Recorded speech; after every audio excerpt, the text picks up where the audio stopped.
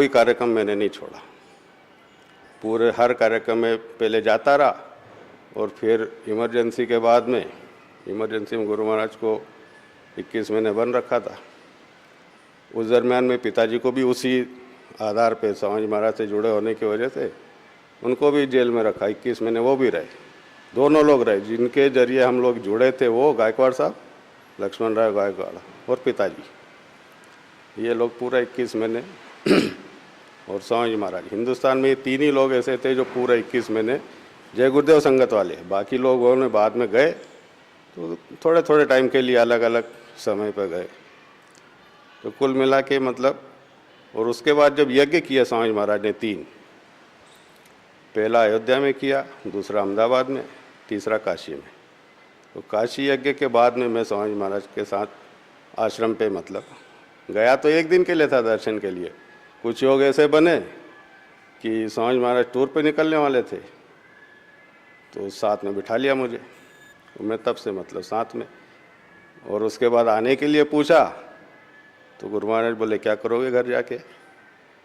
तो बस फिर ये सिलसिला चलता रहा, घर के लोग भी आते रहे, उन्होंने भी पूछा कि भाई अब काफ़ी टाइम हो गया है, इसको ले जाएं हम। बोले नहीं, ये बच्चा यहीं रहेगा। माता जी काफ़ी दबाव था कि मतलब घर ले चलें।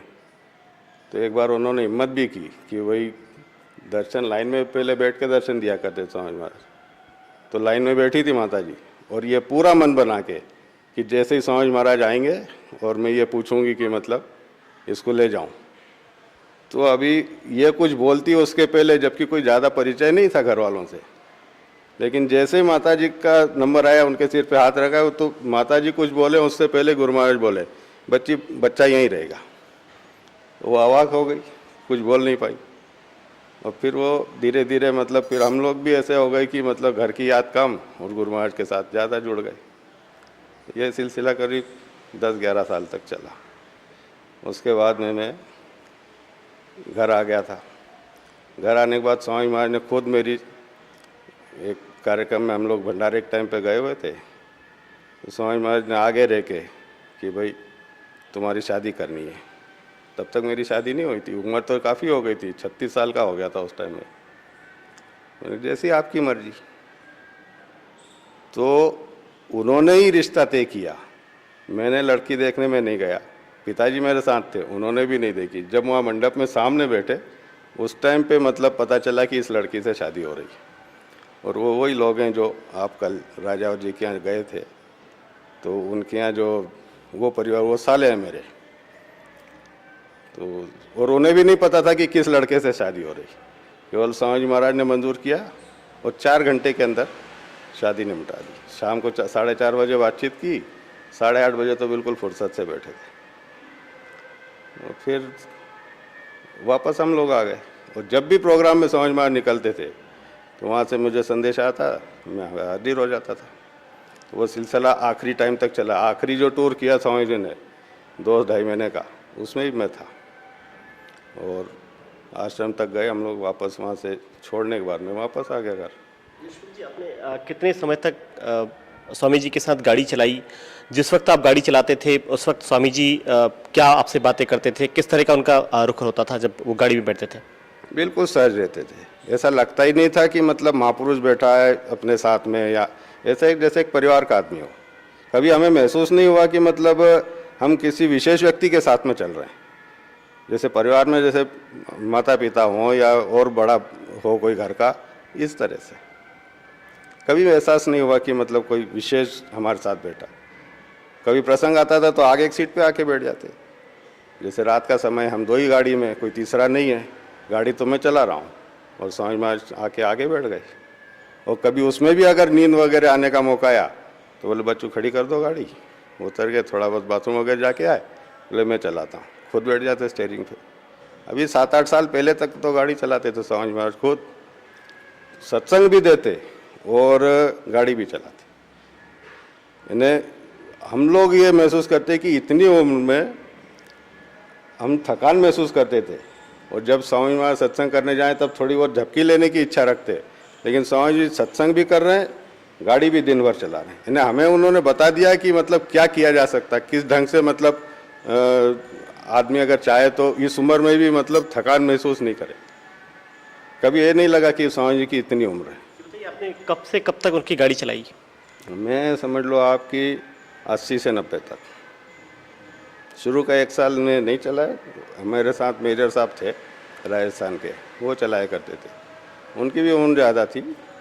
कि धीरे धीरे उनके साथ में जब मैं जुड़ा तो प्रसंग आते रहे। कहीं थोड़ी दूर गए, समाज विभाग उठा के ले गए, चलो अभी आते हैं, ऐसे करते करते जुड़ गए हम लोग। आपके बाद फिर पंकज यादव ने इनका स्टीयरिंग संभाला गाड़ी का? मेरे बाद में बनारस के ठाकुर साहब थे तेज प्रताप सिंह, वो रहे वहाँ।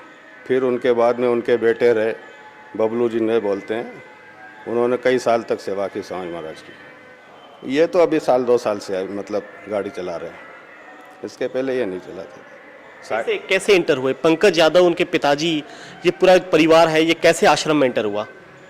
आश्रम में आने का तो मुझे कोई जानकारी नहीं, क्योंकि मैं वहाँ से जब निकल आया था 90 में, उसके बाद में ये वहाँ पे पहुँचे। मैं इनको जानता भी नहीं था। लोगों ने जब बताया, ये थोड़ा जब फिगर में आने लगे तब बताया कि भाई, पूछा मतलब जानकारी कि भाई ये कौन व्यक्ति हैं, तब पता चला कि ये खितौरा के हैं और स्वामी महाराज के साथ में पढ़ने के लिए यहाँ रखा है स्वामी महाराज ने। इनका मतलब वहाँ गांव में रहते हैं तो मथुरा में पढ़ना है, इसलिए तो इतनी जानकारी मेरे को। और किस तरह के अटैचमेंट्स थे पंकज यादव के स्वामी जी के, इनके बीच किस तरह की बातें होती थी? क्या पहले ऐसा कुछ पूर्वानुमान था कि इस तरह से बाद में जाके न्यूसेंस क्रिएट कर सकते हैं? नहीं, ऐसा कुछ भी नहीं था। ये तो कुछ इनकी मानसिकता इस तरह से बनती गई कि भाई हमको ही ये चीज़ आगे करना है। बाकी स्वामी महाराज ये है संत मत। संत मत में परिवारवाद बिल्कुल नहीं चलता। हमारे दादा गुरु थे स्वामी महाराज के गुरु महाराज, तो उनके 3 बेटे थे। 3 बेटे होते हुए भी उन्होंने अपना काम गुरु महाराज को सौंपा। तो ये संत मत है, इसके अंदर कोई परिवारवाद नहीं चलता। इसमें जो योग्य होगा, जिसने अंतर की कमाई की होगी, वो ही इस मार्ग को आगे चला पाएगा। ये कोई खाला जी का घर नहीं है कि जो मर्जी आए वो इस काम को लेके आगे। गुरु महाराज को जब उन्होंने बोला था, दादा गुरु ने, कि आप इस काम को करोगे, तो उन्होंने हाथ जोड़ के माफ़ी मांगी थी कि मेरे बस का ये काम नहीं है। जब इतना के लिए जो दादा गुरु का मार्ग था संत मत का, जीवों के कल्याण करने का, जीवों को जगाने का, नामदान देने का, तो ये सहज काम नहीं है। जो इस रास्ते को जानते हैं, संत मत के जानकार हैं, वो इस बात को अच्छी तरह जानते हैं कि ये मजाक नहीं है। और स्वामी महाराज ने कई बार माफ़ी मांगी कि मैं ये काम नहीं कर पाऊंगा, लेकिन उन्होंने कहा तुम मेरा आदेश नहीं मानेगा। तब उन्होंने जब देखा कि गुरु महाराज का रुख कड़क है, तब ये शांत हुए और फिर बोले जैसी आपकी आज्ञा। तो भी उनके जाने के कई वर्षों तक चुप रहे, कोई मूवमेंट नहीं की। जी बताएं, जितना बड़ा एम्पायर स्वामी जी ने अब खड़ा हुआ है, जितने लोग हैं, जितना बड़ा आश्रम है, जितनी बड़ी प्रॉपर्टीज़ हैं, आज से कुछ साल पहले तक जब आप उनके साथ रहते थे, तब क्या हालात थे? हालात तब भी संगत तो स्वामी महाराज ने बगैर मीडिया, बगैर किसी साधन के, अपने बल पे लोगों के घरों में जाके एक एक आदमी से मिलके इतना समय, इतना प्यार दिया लोगों को। आप खुद कल्पना करें कि आपने इस वक्त में जितना प्रचार या स्वामी जी का नाम मीडिया में देखा होगा या प्रचारित किया है, इतना इसके पहले कभी नहीं हुआ ना। मैं फाइनेंशियल बैकग्राउंड की बात कर रहा हूँ। हाँ, वो मंजूर है ना। तो हिंदुस्तान के अंदर 20 करोड़ से ज़्यादा शिष्य हैं, तो आप सहज कल्पना करें कि वो सर्वे सर्वा गुरु महाराज को मानते हैं। ये तो आप लोगों ने जितना आंकड़ा निकाला है, ये बहुत कम निकाला है। अगर उनकी संपत्ति को इसमें जोड़ दिया जाए, क्योंकि हम लोग अपना सब कुछ उनका मानते हैं, मैं अपनी बता रहा हूँ, दूसरे माने या नहीं उसकी तो अलग बात है, लेकिन मैं जैसे मान रहा हूँ तो मेरा सब कुछ उनका है, तो ये आंकड़ा तो बहुत कम हुआ। अगर जरूरत पड़ती है, गुरु महाराज कहते कि भाई ये इधर जरा मुझे जरूरत है, तो हमारा सब कुछ अर्पण था उनको। तो ये उस हिसाब से तो बहुत मामूली चीज। और उससे बड़ी बात मैं आपको बताऊं, महापुरुष जब आते हैं वो सारी सृष्टि के मालिक होते हैं। जिसकी ये सृष्टि है वो भी उनके आगे नतमस्तक होता है। तो उनको खाली एक छोटी सी चीज का मालिक बता के या एक थोड़ी सी संपत्ति का मालिक बता के ये तो उनका अपमान हो गया।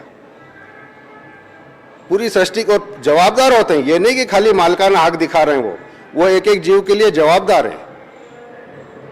लेकिन संत महापुरुष जो होते हैं वो तो जमीन पर रह के लोगों को सेवा देते हैं, लोगों की सेवा करते हैं, लोगों को अच्छा मार्ग दिखाते हैं। लेकिन इतना सब प्रॉपर्टी इकट्ठा करने की कहाँ बात हो गई? कैसे इतनी सारी प्रॉपर्टी वहाँ इकट्ठा हो गई? इतना बड़ा आश्रम बन गया, आज कई सारे कमरों में हीरे जवाहरात और केश मिला है, तो ये सब कहाँ से आया? किसने देखा? ये आप बोल रहे हैं, किसी ने देखा तो नहीं। कल्पना है अपनी, आपकी, हमारी, सबकी।